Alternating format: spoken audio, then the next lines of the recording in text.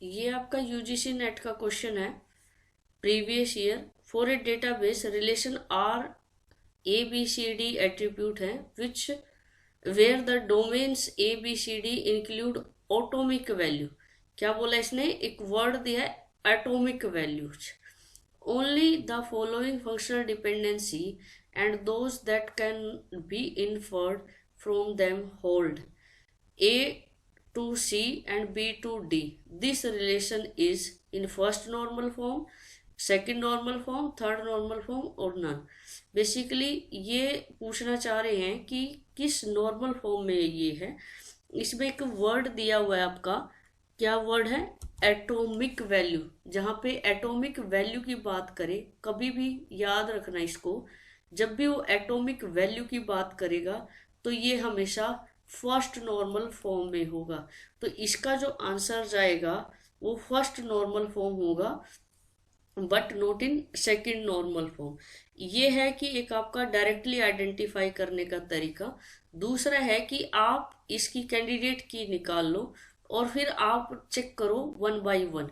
पहले आपने चेक करना है BCNF डिपेंडेंसी, आप लिख लो A to C and B to D,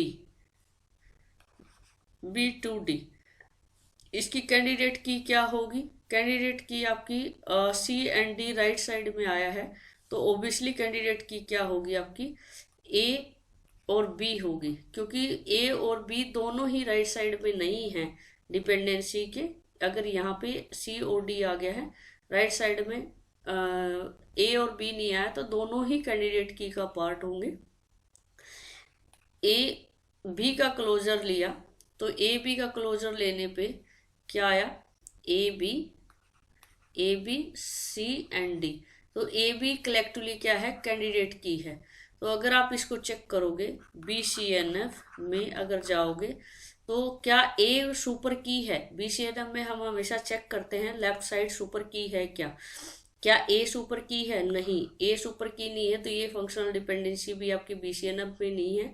और अगर एक फंक्शनल डिपेंडेंसी आपकी BCNF उसमें रेस से बाहर, एक भी फंक्शनल डिपेंडेंसी अगर आपकी BCNF में नहीं है, तो आप उसको सीधा बोल देते हैं कि ये पूरी की पूरी जो फंक्शनल डिपेंडेंसी गिवन है, ये जो रिलेशन है वो आपका BCNF में नहीं है।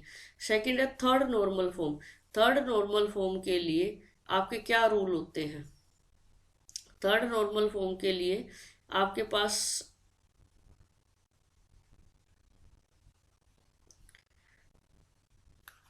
NF में आपका लेफ्ट साइड या तो क्या होना चाहिए, कैंडिडेट की होनी चाहिए। पहला रूल कहता है कि या तो लेफ्ट साइड में आपकी कैंडिडेट की होनी चाहिए, या आपका या और राइट साइड में जो है यहाँ पर आपका की का पार्ट होना चाहिए। क्या होना चाहिए, की का पार्ट, प्राइम एट्रीब्यूट होना चाहिए। क्या यहाँ पे लेफ्ट साइड में कैंडिडेट की है, नहीं है। क्या आपकी राइट साइड में प्राइम एट्रीब्यूट है, वो भी नहीं है, क्योंकि C और D जो है दोनों ही नॉन प्राइम एट्रीब्यूट हैं, तो ये भी नहीं है। ये अगर आप ध्यान से देखोगे prime attribute to non prime attribute है, तो ये डिपेंडेंसी हमारी उसमें नहीं चलती है। प्राइम एट्रीब्यूट हमें राइट साइड देखना होता है और कैंडिडेट की लेफ्ट साइड देखनी होती है। और तीसरा केस हमारा जो होता है, जो डायरेक्ट देखना होता है, क्या किसी non prime to non prime dependency तो नहीं बन रही है। ये अगर ऐसी कोई डिपेंडेंसी भी मिलती है हमें अपनी फंक्शनल डिपेंडेंसी के अंदर, तो भी ये 3NF में नहीं होगा, और इसको ट्रांजिटिविटी बोलते हैं। क्या बोलते हैं इसको, ट्रांजिटिविटी वाला केस बोलते हैं। ठीक है, अगर ऐसा कुछ है तो डायरेक्टली पहले, सबसे पहले ये चेक करना है 3NF के लिए। अगर ये ऐसा केस है तो डायरेक्टली क्रॉस कर देना, वो 3NF में नहीं है। अगर ये केस नहीं मिलता है तो फिर आप ये चेक करोगे, लेफ्ट साइड कैंडिडेट की देखोगे। अगर लेफ्ट साइड कैंडिडेट की नहीं मिलती है तो आप राइट साइड चेक करोगे क्या प्राइम एट्रीब्यूट है। तो इसलिए यहाँ पे दोनों तीनों केस फेल हो गए, इसलिए ये क्या है, फंक्शनल 3NF में भी नहीं है। अब चेक करना है कि आपने क्या ये 2NF में है, ये 2NF में भी नहीं है। क्यों? क्योंकि 2NF में हम चेक करते हैं, 2NF में हम चेक करते हैं पार्शियल डिपेंडेंसी।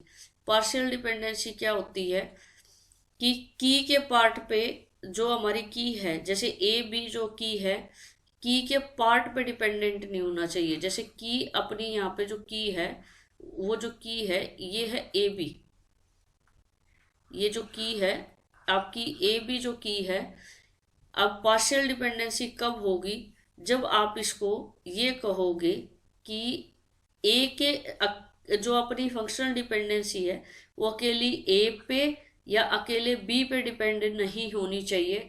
अगर अकेले ए और अकेले बी पे अगर डिपेंड है, यानी कि सबसेट ऑफ की पे अगर डिपेंडेंट है, तो पार्शियल डिपेंडेंसी है। अगर आप यहाँ पे ध्यान से देखोगे तो ये पार्शियल डिपेंडेंसी है। दोनों ही ए टू सी भी पार्शियल डिपेंडेंसी है, क्योंकि ए जो सी है नॉन प्राइम एट्रीब्यूट है और वो ए के ऊपर डिपेंड है, और ए क्या है आपका पार्ट ऑफ की है, तो इसलिए 2NF में भी नहीं है। और ये कहाँ चला गया? जब हमारा 2NF भी फेल हो जाता है तो हमारा जो रिलेशन है वो ऑटोमेटिकली कहाँ चला जाता है? 1NF में चला जाता है। एक तो ये तरीका था कि आपने इस पूरे प्रोसीजर को चेक किया दोनों तरीके से। दूसरा है कि आपने पहले ही आपने चेक कर लिया कि एक एटॉमिक वर्ड यूज किया हुआ है। एटॉमिक वैल्यू जहाँ पे आती है वो हमेशा 1NF के अंदर जाएगा, ये हमेशा याद रखना है।